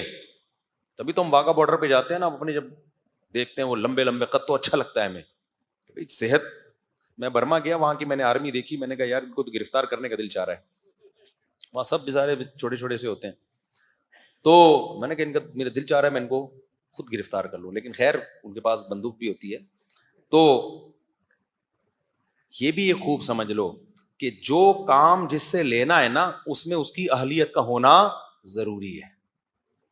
آج یہ بھی ایک بڑا مسئلہ ہے, نیک اور بزرگی کو دیکھا جاتا ہے, یہ بھی دیکھا جائے گا. دوسرے نمبر پہ فقہائے کرام نے عقیدے کی کتابوں میں یہ مسئلہ لکھا ہے کہ مسلمانوں کا کمانڈر بنانے کے لیے, بادشاہ بنانے کے لیے, خلیفہ بنانے کے لیے, اگر آپ کے پاس دو بندے ہوں, ایک کے پاس تجربہ ہے اور نالج ہے, اسے ملک چلانا آتا ہے, دوسرے کے پاس تقویٰ ہے, للہیت ہے, ملک چلانے کا تجربہ نہیں ہے, تو جو تجربے کار ہے نا اس کو فوقیت دی جائے گی. دیکھو ملک چلانا گاڑی چلانے سے زیادہ مشکل ہے یا نہیں ہے؟ مجھے ایک بات بتاؤ. ابے کیا ہو گیا بھائی, ملک چلانا گاڑی چلانے سے زیادہ مشکل ہے یا نہیں؟ آپ نے کبھی ایسا ہوا کہ گاڑی چلانے کے لیے 4 مہینے لگے ہوئے بزرگ کو بٹھا دیا کہ کوئی بات نہیں چلانی نہیں آتی, لیکن اتنے پہنچے ہوئے ہیں نا, اللہ ان کی مدد کرے گا انشاءاللہ, بہت نیک ہیں لہذا اللہ ان کی مدد کرے گا. اور بھائی اللہ نے کب کہا کہ میں مدد کروں گا؟ وہ ٹھوک دے گا گاڑی کو. اس میں کوئی سٹا لگانے والا چرسی ہیروئنچی ہوگا نا, لیکن چلانی آتی ہوگی. آپ بولے کہ تو بیٹھ جا بھائی, وہ بزرگ بھی بولیں گے بیٹا تو چلا لے, میں پیچھے بیٹھ کے اللہ اللہ کر رہا ہوں. تو مقصد اللہ اللہ کا ہرگز مذاق اڑانا نہیں ہے. ذکر کی اسلام میں جتنی فضیلت ہے بے انتہا فضیلت ہے, لیکن جو جس کام کا اہل نہیں ہے اسے وہ کام سونپ دینا یہ تباہی اور بربادی ہے. اور یہ آج مارکیٹ میں ہول سیل کے حساب سے ہو رہا ہے, سمجھتے ہو. تو ان کا کمانڈر بنا دیا طالوت کو بنی اسرائیل کے. یہ تاریخ کا سمجھنا ضروری ہے آپ کو. اب جب طالوت کمانڈر بنے ہیں, بنی اسرائیل نے کہا ہم نہیں مانتے, انہوں نے کہا ماننا پڑے گا بھائی, ان کے جسم بھی صحت بھی اچھی ہے اور علم بھی ان کے پاس زیادہ ہے. مجبوراً مانا انہوں نے.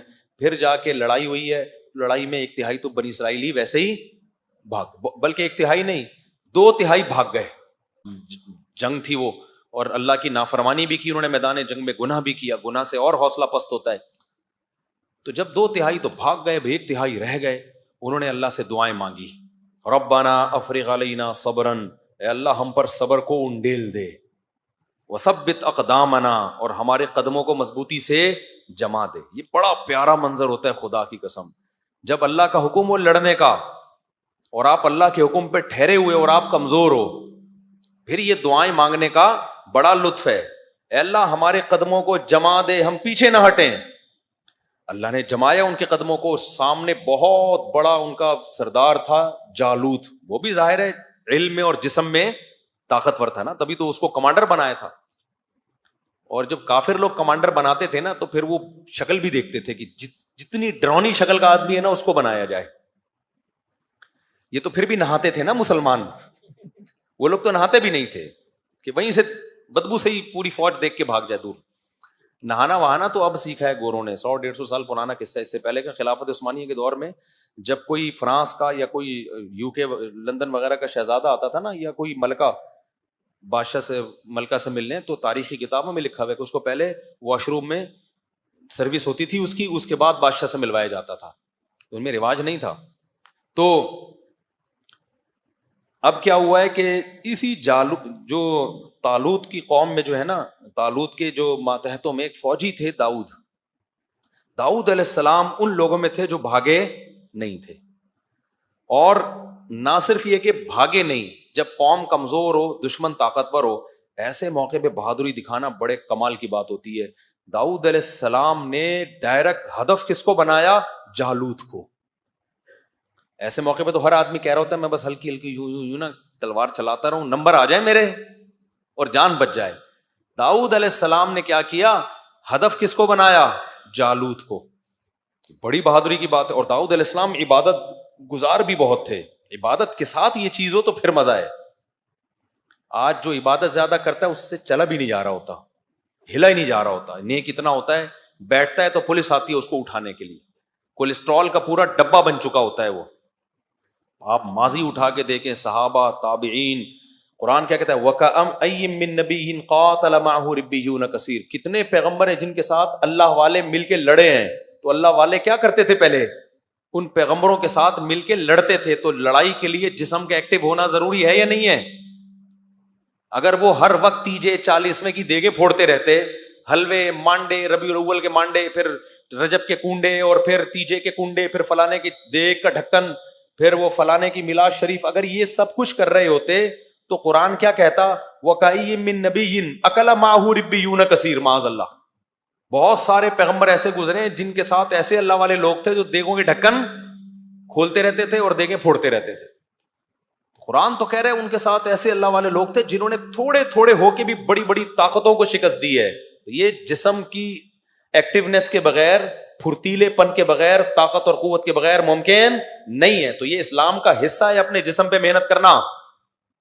پھوڑنے پھاڑنے کو نا مذہب سے نکال دو خدا کے لیے۔ رجب کے کنڈے، پھر ربیع الاول کے مانڈے، اور پھر 11ویں کے حلوے، اس پہ اسلام کا لیبل مت لگاؤ۔ اسلام کھانے کا حکم نہیں دیتا، اسلام روزوں کا حکم دیتا ہے۔ سمجھتے ہو؟ روزہ رکھنے والا ایکٹیو ہوتا ہے، پاور ہوتی ہے اس کی جسم میں، کھانے پینے والا ایکٹیو نہیں ہوتا، وہ گھی کا ڈبہ ہوتا ہے، کولیسٹرول کا ڈبہ ہوتا ہے۔ وہ آج جا رہے ہیں بہت سے، آپ کو لگے گا ڈھکن کھولنے کی دیر ہے، یہ خود دیکھ بن چکے ہیں۔ ایک تو نیچرلی کوئی موٹا ہو تو وہ تو اللہ کی طرف سے، میں نے بڑے بڑے علماء بزرگ دیکھے ہیں جو نہیں کھاتے لیکن قدرتی طور پہ جسم بھاری ہے، وہ تو صحابہ میں بھی تھے، تابعین میں بھی تھے، اور بہت سارے اہل اللہ تھے ایسے۔ لیکن میں ان لوگوں کی بات کر رہا ہوں جو کھاتے ہیں، نہ دوڑتے ہیں نہ چلتے ہیں، کھا کھا کے عجیب حالت ہو گئی ہے۔ خیر، تو اب جب قتل کیا داؤد نے جالوت کو، تو ظاہر ہے ایک قوم وہ تھی جو 2/3 بھاگ گئے۔ اللہ کا ان پہ غضب ہوا کہ نہیں ہوا؟ تو اللہ کا جب غضب نافرمانوں پہ ہوتا ہے تو جو ایسے موقع پہ فرما برداری کرتے ہیں ان پہ رحمت بھی تو ہوتی ہے کہ نہیں ہوتی؟ تو رحمت اللہ کی اس پوری جنگ میں سب سے زیادہ داؤد علیہ السلام پہ ہوئی۔ یہ اس وقت پیغمبر نہیں، نبوت نہیں ملی تھی ان کو۔ اللہ کہتے ہیں انہوں نے جب بہادری سے لڑے اور جالوت کو قتل کر دیا، آتاہ اللہ الحکمہ، اللہ نے آپ کو نبوت بھی عطا کر دی، اور بالآخر بنی اسرائیل کے بادشاہ بھی کون بن گئے؟ داؤد۔ پوری خلافت کس کے ہاتھ میں آ گئی؟ بولو، داؤد علیہ السلام۔ آج بھی یہودی داؤد علیہ السلام کا، تو وہ ڈیوڈ کہتے ہیں، نام ہی چینج کر دیا انہوں نے، تو بہت زبردست تذکرہ کرتے ہیں۔ تبھی تو وہ داؤد علیہ السلام کی یادیں کرنے کے لیے کہ ہمارا کیا ماضی تھا۔ پھر جب داؤد علیہ السلام کو حکومت ملی ہے تو داؤد علیہ السلام کی قیادت میں پھر جہاد شروع ہوا۔ داؤد علیہ السلام کے بارے میں حدیث میں بھی ہے، قرآن میں بھی ہے، بے انتہا عبادت گزار، ساری زندگی داؤد علیہ السلام نے روزہ رکھا، ایک دن روزہ ایک دن ناغا، ایک دن روزہ ایک دن ناغا، یہ پوری زندگی داؤد علیہ السلام کا معمول تھا۔ اور پوری زندگی تہجد، اور قرآن، وہ جو زبور کی تلاوت کرتے تھے، اللہ نے آپ کو آسمانی کتاب بھی نازل کی آپ کے اوپر، ایسی خوبصورت آواز داؤد علیہ السلام کو اللہ نے عطا فرمائی کہ جب آپ زبور کی تلاوت کیا کرتے تھے تو پرندے آ کے ٹھہر جایا کرتے تھے۔ اور آپ کو اللہ نے ایک معجزہ دیا، کیونکہ ذکر بہت کثرت سے کرتے تھے۔ اگر مجاہدین سے یہ ذکر کا عنصر نکل جائے نا تو طاقت اور قوت تو رہ جائے گی لیکن جذبہ ختم۔ اس لیے اللہ نے جو لوگ اللہ کی راہ میں لڑتے ہیں ان کو ذکر کثرت سے کرنے کا حکم دیا ہے۔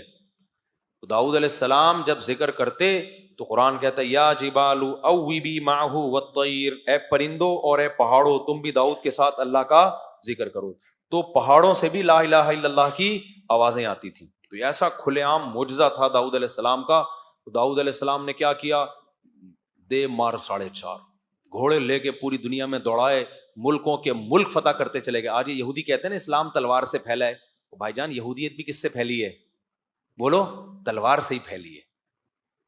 داؤد علیہ السلام نے جو پوری دنیا فتح کی ہے, وہ کیا آپ کیا سمجھتے ہو کہ وہ محبت سے فتح کی ہے کہ ایکچولی ہم آپ کے کنٹری پہ آنا چاہتے ہیں سلسلے میں ہے بھائی؟ پھر داؤد علیہ السلام کی جب حکومت قائم ہوئی ہے, پورے دنیا میں تو نہیں ہوئی لیکن بہت سارے علاقے میں اللہ نے آپ کے ہاتھ میں لوہے کو نرم کر دیا. زریں بنایا کرتے تھے, جنگی ٹوپیاں بنایا کرتے تھے, اور جنگی لباس پوری پوری لوہے کی زریں وہ بنایا کرتے تھے داؤد علیہ السلام اپنے ہاتھوں سے, اور پھر فوجیوں میں بانٹتے تھے. پھر وہ پہن کے لڑائیاں ہوتی تھی تاکہ اثر نہ کرے تلوار. اسباب اختیار کر رہے کہ نہیں کر رہے؟ پھر داؤد علیہ السلام نے بہت ساری, استغفر اللہ یعنی معذرت کے ساتھ, شادیاں بہت زیادہ کی ہیں. یہ تورات میں ہی لکھا ہوا ہے تو میں کیا کہہ سکتا ہوں. خواتین غصہ ہوتی ہیں کہ شادیوں کا مضمون پتہ نہیں کہاں سے لے آتے ہیں. تو اللہ نے ان کو بہت زیادہ اولاد بھی دی.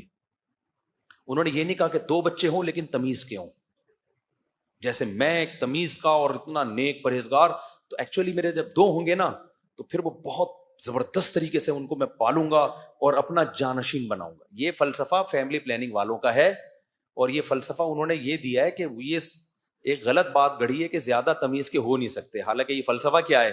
غلط ہے. بدتمیز ہونے کو 1 انڈا وہ بھی گندا نکل سکتا ہے, تمیزدار ہونے کو تو 15 بھی صحیح ہو سکتے ہیں. تو یہ فلسفہ ان لوگوں کا بنایا ہوا ہے جس کی وجہ سے بچے ہی مارکیٹ سے شارٹ ہو گئے, تمیز تو دوری کی بات. یعنی اس چکر میں کہ نیک بچے پیدا ہوں, بچے ہی کیا ہو گئے؟ شارٹ ہو گئے. تو داؤد علیہ السلام کو اللہ نے بہت اولاد دی, بہت سارے. پہلے 4 سے بھی زیادہ کی اجازت تھی, تو اسلام نے پابندی لگائی ہے 4 سے زیادہ نہیں کر سکتے. تو خواتین کو اسلام کا شکریہ ادا کرنا چاہیے, ورنہ پہلے تو اجازت تھی 4 سے بھی زیادہ کی. داؤد علیہ السلام کی 700 بیویوں کا تو تذکرہ ہمیں ملتا ہے آسمانی کتابوں میں. تو آپ لوگ خدا کے لیے ایک دم نا صحتیں نہیں ہیں آپ لوگ ایک دم جوش. میں نے بتایا نا میرا ایک شاگرد تھا, بہت باریک سا, بہت دبلا سا, اتنا دبلا تھا میں اس کو کہتا تھا جم جاؤ تھوڑا ویٹ لفٹنگ کرو, وہ کہتا تھا مجھ سے ویٹ نہیں اٹھتا. میں نے کہا تنکے کے 2 طرف بٹن لگاؤ, یوں یوں کر کے اٹھایا کرو. تو جب بھی میں 2-3 شادیوں کی بات کرتا تھا نا, وہ ایک دم جوش میں آ جاتا تھا, ایک دم خوش. میں کہتا بھائی ذرا آرام سے. میں نے کہا یار یہ تمہارے لیے آپشن نہیں. میں نے کہا تم شادی کرو گے 4-6 گلوکوز کی بوتلیں پہلے باہر رکھنا. مذاق کرتا تھا, اپنا شاگرد تھا, وہ ہنستا تھا میرے مذاق پہ. تو اب داؤد علیہ الصلوۃ والسلام کو اللہ نے بیٹے دیے بنی اسرائیل میں, ان کا نام سلیمان. تو سلیمان علیہ السلام بھی بہت عالی شان پیغمبر, ان کو بھی کنگ سلیمان کہتے ہیں نا آج بھی گورے. ان کو ایسی بادشاہت ملی کہ ابا سے جو خلافت ملی تھی نا, تو اس کو اور انہوں نے آگے پھیلا دیا, اور اتنا جہاد ہوا ہے. تو یہودیت بھی کیسے پھیلی ہے بھائی دنیا میں؟ تلوار سے ہی پھیلی ہے. اب تعبیرات کا فرق ہوتا ہے. تلوار سے کی طاقت سے دنیا سے زنا اور برائی کا خاتمہ کیا ہے. اب آپ اس کو تعبیر کچھ بھی کر لو. تو اب کیا ہے کہ سلیمان علیہ الصلوۃ والسلام کی 100 بیویاں تھیں, صحیح بخاری میں. تو سلیمان علیہ الصلوۃ والسلام کی بھی اولاد ہوئی. تو پھر وہ جب واقعات آئیں گے سلیمان السلام کے پھر بتاؤں گا میں انشاءاللہ. ابھی تو تھوڑا سا خاکہ آپ کی نظروں میں بٹھا رہا ہوں نا انبیاء کا سلسلے کا. تو سلیمان علیہ الصلوۃ والسلام کی بہت بڑی ریاست قائم ہوئی ہے دنیا میں نا. اللہ نے آپ کے جنات بھی آپ کے تابع کر دیے. یہ حرام مصر دنیا کا عجوبہ ہے یا نہیں ہے؟ تو عین ممکن ہے یہ جنات کا تعمیر کردہ ہو. دنیا حیران ہے نا یار, یہ اتنی بڑی بڑی بے جوڑ اینٹیں جن میں جوڑ نہیں ہے, یہ کون سے کرینوں نے لا کے پہاڑوں کے اوپر رکھی ہیں؟ ہو سکتا ہے جن نے یوں کر کے اٹھا کے ایسے کر کے رکھ دی ہو. اور یہ بھی ممکن ہے کہ اس دور میں ٹیکنالوجی نے ترقی بہت زیادہ کر لی ہو, اس کا بھی پورا امکان ہے. تو یہ ضروری تو نہیں ہے نا کہ سائنسی ترقی ابھی ہوئی ہے, ہو سکتا ہے پہلے ہوئی ہو, پھر دنیا میں کوئی تباہی ہوئی ہو اور سارا پروگرام اڑ گیا ہو, بہت کچھ ہو سکتا ہے. تو سلیمان علیہ الصلوۃ والسلام کی قیادت میں بہت بڑے حصے پر ان کی حکومت ہوئی ہے. یہ ساری اللہ نے اولاد ابراہیم کو نوازا ہے. اب چکر کیا ہے, چونکہ ان لوگوں میں پھر برائیاں آنا شروع ہوئی یہودیوں میں, پھر سلیمان علیہ الصلوۃ والسلام کے آگے سلسلہ جو چلا ابراہیم علیہ السلام کا, انہی میں پھر حضرت زکریہ علیہ السلام پیدا ہوئے, حضرت عمران پیدا ہوئے, جن کے بارے میں ہمیں نہیں پتا کہ نبی تھے یا نہیں تھے, لیکن قرآن نے ان کا تذکرہ بہت اہتمام سے کیا. ان اللہ اصطفیٰ آدم ونوحا وآل عمران علی العالمین, کہ اللہ نے آل عمران کو جہان والوں پر منتخب کیا. تو عمران جو تھے، حضرت عمران، ان کی زوجہ، انہوں نے منت مانی کہ میرے ہاں بچہ پیدا ہوگا تو میں اسے بیت المقدس کی خدمت کے لیے وقف کر دوں گی. تو بچہ کے بجائے مریم پیدا ہو گئی، حضرت مریم. اچھا، حضرت زکریا علیہ السلام بھی بے اولاد تھے، اور یہ زکریا علیہ السلام تھے حضرت مریم کے خالو. سمجھ رہے ہیں؟ حضرت مریم کے خالو، یہ بھی بنی اسرائیل کے پیغمبر ہیں اور بہت زیادہ عبادت گزار تھے یہ. تو زکریا علیہ السلام کا زمانہ نبی صلی اللہ علیہ وسلم سے تقریباً 600 سال. زکریا علیہ السلام، حضرت مریم، حضرت عمران اور حضرت عیسیٰ، یہ 4 بزرگ شخصیات ہیں جن کا قرآن میں تذکرہ ملتا ہے. اور یہ چاروں نبی صلی اللہ علیہ وسلم سے تقریباً کتنا فاصلہ ان کا؟ 600 سال کا. ان میں پہلے حضرت زکریا اور یحییٰ علیہ السلام، ان میں پہلے حضرت زکریا ہیں، ان کی زوجہ کے بھانجے ہیں، بھانجی ہیں حضرت مریم. سمجھ رہے ہیں؟ حضرت مریم تھی حضرت زکریا کی زوجہ کی بھانجی، اور حضرت مریم کے بیٹے ہیں حضرت عیسیٰ، اور حضرت زکریا کے بیٹے ہیں حضرت یحییٰ. تو یہ 3 پیغمبر ہو گئے، حضرت زکریا، ان کے بیٹے حضرت یحییٰ، اور حضرت زکریا کی زوجہ کے بھانجی حضرت مریم اور ان کے بیٹے حضرت عیسیٰ. تو ان میں حضرت عیسیٰ، یحییٰ اور زکریا، یہ 3 پیغمبر ہو گئے. اور 2 بزرگ شخصیات ہو گئی ان میں، ایک حضرت عمران اور ایک حضرت مریم. سمجھتے ہو کہ نہیں سمجھتے؟ اور حضرت عمران کی زوجہ بھی کو بھی آپ انہی میں شامل کر لیں، کیونکہ وہ بھی بہت بزرگ خاتون تھی. انہوں نے منت مانی کہ اللہ میرے بیٹا پیدا ہوگا تو میں اسے بیت المقدس کی خدمت کے لیے وقف کروں گی. تو بیٹے کے بجائے حضرت مریم پیدا ہو گئی. تو پھر وہ حیران ہوئی کہ لیس الذکر کالانثیٰ، ظاہر ہے جو کام بیٹے کر سکتا ہے وہ بیٹیاں نہیں کر سکتی. لیکن اللہ کے علم میں تھا کہ اللہ اس بیٹی کو ایسا نوازے گا کہ اس کا نام قیامت تک زندہ رہے. قرآن میں کسی عورت کا نام نہیں ہے سوائے مریم کے. ہر عورت کا جب اللہ تذکرہ کرتا ہے نا تو ان کے شوہر یا باپ کی طرف نسبت کر کے.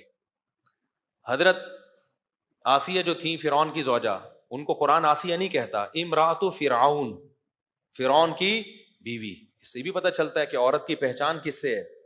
مرد سے ہے، یا باپ سے یا شوہر سے. نسبت اللہ اسی کی طرف کرتا ہے. اور نوح علیہ السلام کی بیوی کافرہ تھی. قرآن کیا کہہ رہا ہے؟ نام نہیں لے رہا، امرأۃ نوح، نوح کی بیوی نے کہا. لوط علیہ السلام کی بیوی کافرہ تھی، نام نہیں لیا قرآن نے، امرأۃ لوط، لوط کی بیوی کہا. آدم علیہ السلام کی زوجہ جو ہماری ماں تھیں، نام اللہ نے حوا ان کا بیان نہیں کیا، بلکہ اسکن انت و زوجک، اے آدم تو اور تیری زوجہ. تو اس لیے خواتین کو چاہیے کہ اپنے گھر کے مردوں کو تھوڑا سا پروٹوکول دے دیا کریں.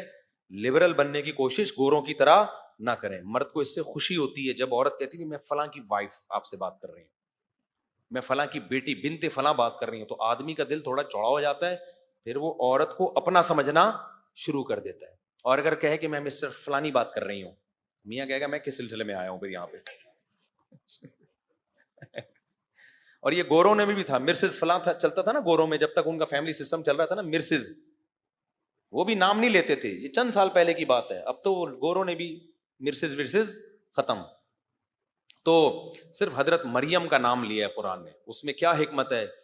کیونکہ قرآن بالکل واضح کہنا چاہتا ہے کہ عیسیٰ مریم کے بیٹے ہیں، مریم کے. وہاں اگر فلانی بنتے تو کنفیوژن پیدا ہو سکتی تھی. اس سے بھی پتہ چلتا ہے کہ جہاں کنفیوژن کا خطرہ ہو نا، پھر عورت کا نام لیا جائے گا، پھر شرم و حیا نہیں ہوگی. جیسے نکاح جب پڑھاتے ہیں تو اس میں لڑکی کا نام اناؤنس کیا جاتا ہے، اس میں یہ نہیں ہو کہ فلانے کی بیٹی اور فلانے کو پتہ نہیں کتنی بیٹی ہیں، کون سی والی کو ہو رہا ہے کون سی کا نہیں ہو رہا. جہاں ضرورت ہوگی وہاں نام اناؤنس کیا جائے گا، جہاں ضرورت نہیں ہوگی تو عورت کا نام چھپا دینا یہ بہتر ہے. اس کی نسبت کس کی طرف کر دی جائے؟ اس کے اللہ نے مردوں کو بڑی عزت دی ہے، اور اس میں عورت کا بھی فائدہ ہے. عورت اگر مردوں کو رسپیکٹ دے گی نا تو مرد کا دل کیا ہوگا بھائی؟ بڑا ہوگا، پھر اس کے لیے قربانی دے گا. اور اگر اس کی آنکھوں میں آنکھیں ڈال کے بات کرے گی تو پھر آدمی تو پاورفل ہے بھائی، وہ پھر عورت کو رسپیکٹ نہیں دے گا. وہ کہے گا جب تم ہمارے جیسی تو ہم بھی پھر ٹھیک ہے، ہم تھوڑی تمہارے لیے قربانی دیں گے. وہ تو اب کیا ہوا، جلدی سے بات کو سمیٹتا ہوں. زکریا علیہ الصلوۃ والسلام کی بھی اولاد نہیں تھی، اور حضرت، تو اس خاندان میں نا اللہ نے کوئی خاص رحمتیں کی، کیونکہ بنی اسرائیل کے یہ سلیکٹڈ لوگ تھے. ان کی خاصیت کیا تھی؟ قرآن کہتا ہے کانو یسارعون فی الخیرات. حضرت عمران ان کی زوجہ، حضرت زکریا ان کی زوجہ، یہ جو خاندان تھا یہ راتوں کو اٹھ کے عبادت کیا کرتے تھے اور ہم سے دعائیں مانگا کرتے تھے، رغباً و رہبا، جہنم کے خوف سے اور جنت کی لالچ میں. تو کسی خاندان کو اگر سلیکٹڈ بنانا ہے نا اللہ کی نظر میں، تو اس میں تہجد کا رواج بہت ضروری ہے. کسی بھی خاندان میں اگر یہ رواج ہے نا، رات کو اٹھ کے دعائیں مانگتے ہیں، اور دعائیں کیا، یہ نہیں کہ فلانے کی جاب لگ جائے، وہ بھی مانگے آپ، اصل کیا ہے کہ آخرت کی فکر ہو. تو یہ پھر وہ خاندان ہے جو اللہ کی نظر میں بہت زیادہ منتخب ہے. پھر ان کے ساتھ معجزے کرامتیں ہوتی ہیں. تبھی جب زکریا علیہ السلام کو اللہ نے خوشخبری سنائی کہ آپ کی اولاد ہوگی تو وہ حیران ہونے لگے. ابراہیم علیہ السلام کو جب خوشخبری سنائی آپ کی اولاد ہوگی، حیران ہونے لگے. ان کی بیوی حیران ہونے لگی، کیسے؟ تو اللہ نے فرمایا بھائی تم پر اللہ کی رحمتیں ہیں، برکتیں ہیں. اور پھر اللہ نے بھی فرمایا یسارعون فی الخیرات، یہ لوگ نیکیوں میں ایک دوسرے سے آگے بڑھتے تھے اور ہمیں راتوں کو اٹھ اٹھ کے پکارا کرتے تھے. تو جب تم یہ ایسا کام کر رہے ہو جو پبلک نہیں کرتی، تو میں بھی تمہارے ساتھ وہ کام کروں گا جو پبلک کے ساتھ نہیں کرتا. پبلک میں جب تک شادی نہیں ہوتی، اولاد نہیں ہوتی، مریم تجھے شوہر کے بغیر میں بیٹا دوں گا. پبلک میں 90 سال کے بوڑھوں کو اولادیں بولو نہیں ملتی. لیکن بھائی آپ پبلک سے ہٹ کے کچھ الگ کام کر رہے ہو تو آپ کو 90 سال میں بھی اللہ کیا دے گا؟ اولاد دے گا. تو یہ زکریا علیہ السلام اور عیسیٰ علیہ السلام تک ہم نے سلسلہ بیان کیا. وقت چونکہ بہت زیادہ ہو گیا، اب کل میں انشاءاللہ زکریا علیہ السلام اور حضرت مریم اور عیسیٰ علیہ السلام کے جو اللہ نے سورہ مریم میں واقعات سنائے ہیں وہ میں انشاءاللہ ڈیٹیل سے بتاؤں گا. اور یہودی جو کہہ رہے تھے نا کہ ہم نے اتنی دنیا پہ حکومت کی ہے، آج بھی یہودی کہتے ہیں ہم تو اللہ کے سلیکٹڈ لوگ ہیں، ہم میں ایسے ایسے پیغمبر گزرے. تو اللہ بتائے گا کہ تم لوگوں نے ناشکری کی انتہا کی ہے، ان پیغمبروں کی تم نے قدر نہیں کی، جس سے اللہ نے یہ خلافت چھین کے اسماعیل علیہ السلام جو حضرت ابراہیم کے دوسرے بیٹے تھے نا، جو مکہ میں پلے تھے، ان کے حوالے کر دیے. اب یہ اہل اسلام کا دین ہے، جس کو فالو کیا جائے گا تو نجات ملے گی. اب یہودیت کو فالو کرنے میں نجات نہیں ملے گی. لیکن یہودیوں کو حسد ہے، وہ اپنا ماضی یاد کرتے ہیں، جی سلیمان اور داؤد، او بھائی وہ تھے، وہ اب نہیں. اور ان کا بھی تم نے حشر کیا تھا، ان کا تم نے میجورٹی نے ان کے ساتھ کیا ہے، تو اس کا کی سزا تم پہ ملی ہے کہ اللہ نے تم سے خلافت اور حکومت چھین لی. تو اب ہم انشاءاللہ کل جو ہے یہ سورہ مریم کو